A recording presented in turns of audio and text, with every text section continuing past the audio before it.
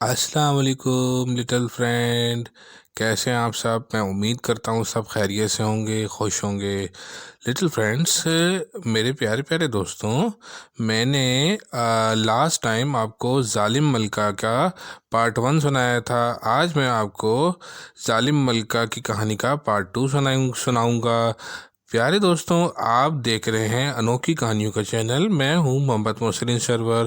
ظالم ملکہ کے پارٹ 1 کے آخر میں ہوا کچھ یوں تھا کہ جادوئی آئینے نے پھر ملکہ فیروزہ کو بتا دیا کہ اس کی موت اور تباہی قریب آ رہی ہے۔ تو دوسرے پارٹ میں یہ ہوا کہ ملکہ فیروزہ غصے سے چیخنے لگی کہ تو جھوٹ بول رہا ہے، بکواس کر رہا ہے، کیا کوئی مجھے مار سکتا ہے؟ بانو کو معلوم ہو گیا کہ بوڑھی جادوگرنی نے اپنے گناہوں سے توبہ کر لی ہے، فیصلہ کیا ہے کہ اب وہ برائی کا کام نہیں کرے گی۔ لیکن اس نے ملکہ فیروزہ کو اپنے خیالات نہیں بتائے، تاکہ وہ جانتی تھی کہ ملکہ فیروزہ اس کے یہ خیالات سن کر غصے میں آ جائے گی اور اس پر ظلم کرے گی۔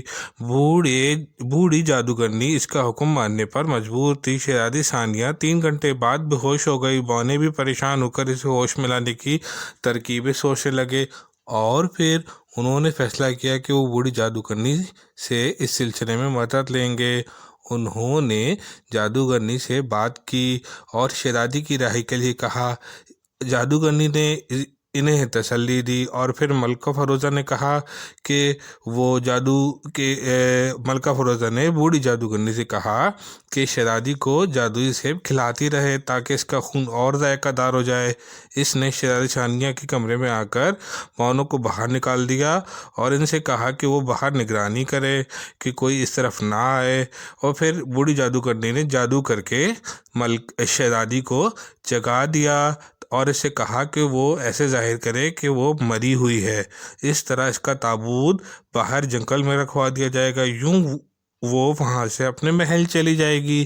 شہزادی ثانیہ نے بالکل ایسے ہی کیا، ملکہ فیروزہ بوڑھی جادوگرنی کے کہنے کے مطابق، اور اس نے یہ بھی بولا کہ میں چاہتی ہوں کہ ملکہ فیروزہ کو یہاں سے ختم کر کے جاؤں۔ بوڑھی جادوگرنی نے کہا، شہزادی آپ اس کی فکر نہ کریں، میں رات کو اس کے کھانے میں زہر ملا دوں گی اور اس کو مار کے یہاں سے دور چلی جاؤں گی۔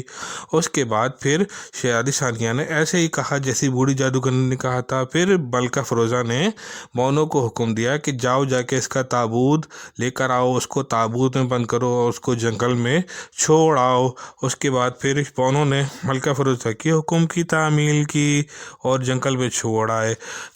تھوڑی دیر کے بعد جنگل میں شہزادی ثانیہ کا جب تابوت پہنچا تو شہزادی ثانیہ ہوش میں آ گئی، اور شہزادی ثانیہ نے بولا کہ آج تم لوگ میرے ساتھ میرے محل چلو۔ بانے بھی بہت خوش تھے کہ ان کو ملکہ فیروزہ کی کیسے رہائی مل گئی۔ اس کے بعد جب شہزادی ثانیہ اور بانے محل پہنچے تو وہاں کے شہزادے عرفان سے شہزادی ثانیہ کی دھوم دھام شادی ہو گئی، اور بانو نے اس کی شادی میں بہت اچھے گانے بھی گائے۔ وہ بہت خوش تھے کیونکہ شہزادی کی شادی ہو گئی تھی اور ملکہ فیروزہ بھی اپنے انجام کو پہنچ گئی تھی۔ پیارے بچوں، یہ تھی ظالم ملکہ کی آخری قسط۔